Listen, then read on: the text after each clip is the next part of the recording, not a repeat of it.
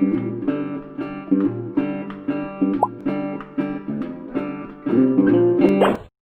Salty here, and welcome to another Salty's Custom Cards video, where I show you 4 cards that I designed under a certain theme, and you vote on which card you want to see in the finals. Where the winners of the finals will be submitted to Direwolf for Design a Card. The finals will only begin once I reach 1,750,000 points on Twitch. The theme of this video will be based around Treasure Trove, but before I get to those custom cards, I will announce the winner from last video. The winner from the last video was Sentinel Hanger. If you don't remember, when played, your Sentinel will have Warp and it will summon a 5/5 Sentinel. And then you get to pay 5 later on and sacrifice it to play another 5/5 Sentinel. The pay 5 effect might have been a little too strong, even though you're sacrificing the Hanger, thus getting rid of the Warp ability. So what I'm going to do, if this card wins in the finals, I'm going to change that pay 5 to a pay 10.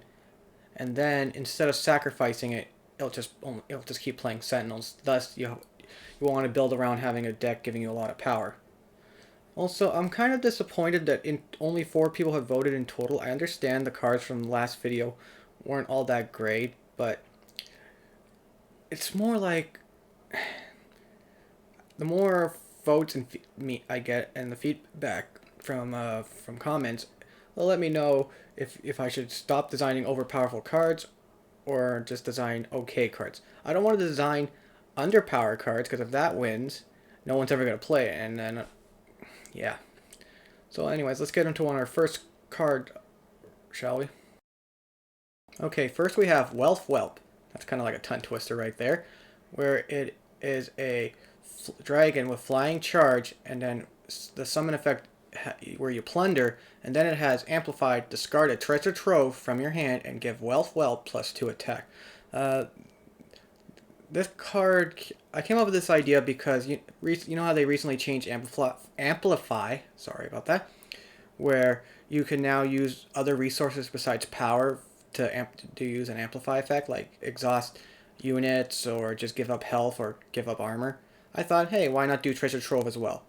I will admit, this card could be a little too strong, especially if plunder applies first before the amplify. I'm not really sure how that will how it turns out in game, because then you'll have a 2/1 flying with charge right away, right? And as well, in an ideal situation, if you have that 8-cost legendary dragon Zoc, where fate it draws you a treasure trove, then you can also discard that treasure trove. But there's not that many good treasure trove generating cards out there besides the Silex, if I'm pronouncing that right. You know, the cups, and I doubt a lot of people. There's only thinking about it. There's only one fire Silex card, if I'm remembering correctly. I don't think there's a fire shadow nor a fire Praxis. If I'm thinking of it, I could be wrong. I don't remember all the cards. But yeah, and I thought maybe the counteract at the very least, you give it 1 health so it'll die to almost anything. I think this card has a lot of fun interaction too. And you can even use it late game because if, let's say, if you have, what's his name, the current Jack out, he can just keep giving you treasure trove and then you can play this eventually. Which would be, I don't know, let's say your Jack has 4 treasure troves in your hand, you give up all 4, that's like 8 damage right there to the face if they have no blockers. But usually I bet they would have something to stop this card right away. So yeah, it can be overpowered, but I think it can also be underpowered at the same time. Depending on the situation, it could be totally useless. But I think it was a fun idea for a card anyways. Let's get on to our next card, shall we? Okay, next we have Gunpoint, which is a 3-cost fire spell where the enemy player must choose you create and draw 2 treasure trove or they take 4 damage. This is pretty much a spell version of Volatile Grenadin. You know, the 2/2 Grenadin where they either choose to take 4 damage or the unit itself gains, I don't know, was it +4/+4? I can't remember. So yeah, this card, I decided to come up with it because there's not that many good fire spells that generate treasure trove. There's like only 2, where one you exhaust your unit, and then the other one you deal 2 damage. And if that unit dies, only if it dies, it becomes a treasure trove, which isn't bad, but there's not a lot of stuff have more than 2 HP nowadays. So yeah, the ideal situation would be you play this card on turn 3, then they don't take 4 damage, and then you get to have 2 treasure trove, which you can choose to play on turn 4, both of them, of course. But then, in most situations, though, since players usually have a lot of HP by then, they would usually choose to take the 4 damage.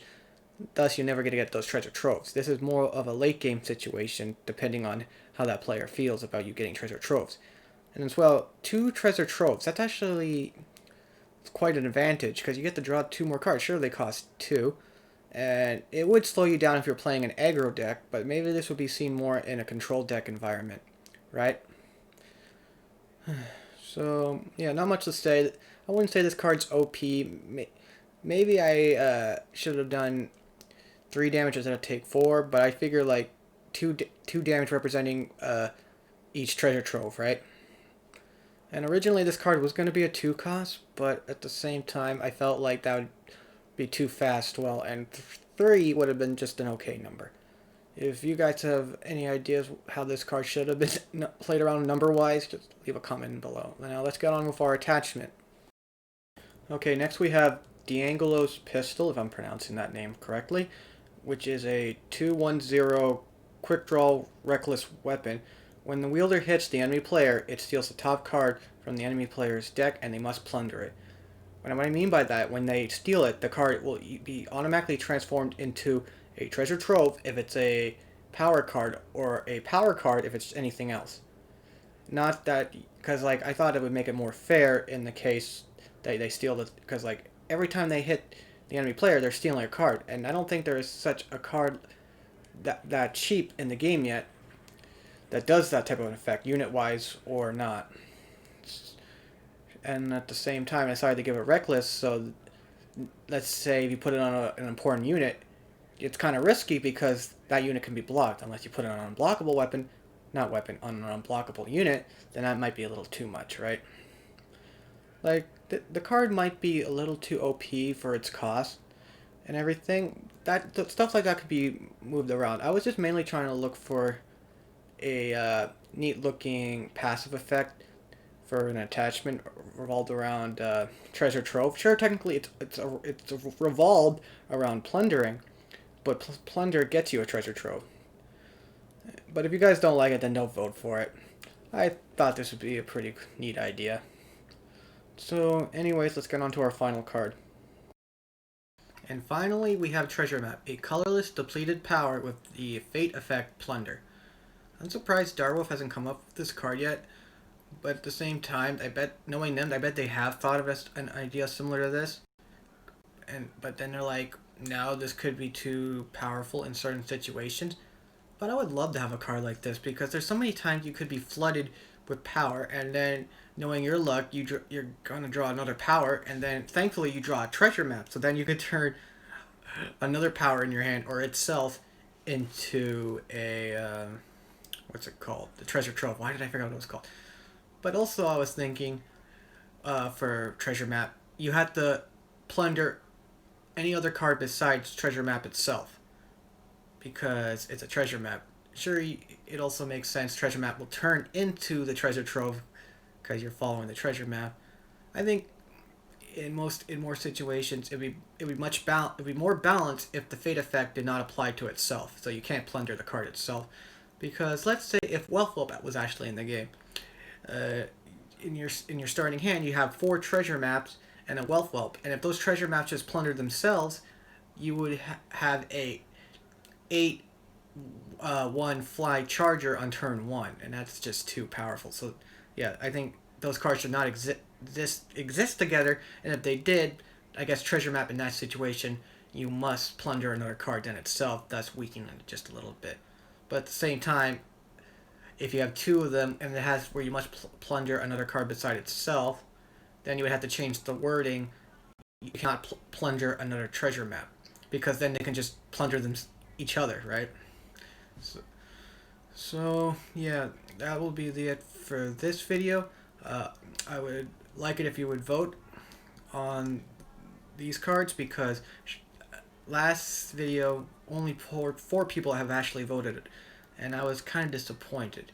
But like, I understand you might not like my cards, but think of it this way: if you don't want to see that certain card actually be in the game, then vote for another card instead. Because if that card that you didn't like goes to the finals and win, now that card will be in the game, and then you have to deal with that card. So if you don't want to see that card be played, then despite it, vote for another card. That's how I think about it. So yeah, see you all next time. Bye bye. Well, that's the end of this video. If you want to see more in the future, why not subscribe to my channel? But in the meantime, why don't you check out these playlists? And I want to thank my patrons whose donations, big or small, really help support my channel. Anyways, hope to see you in the next video.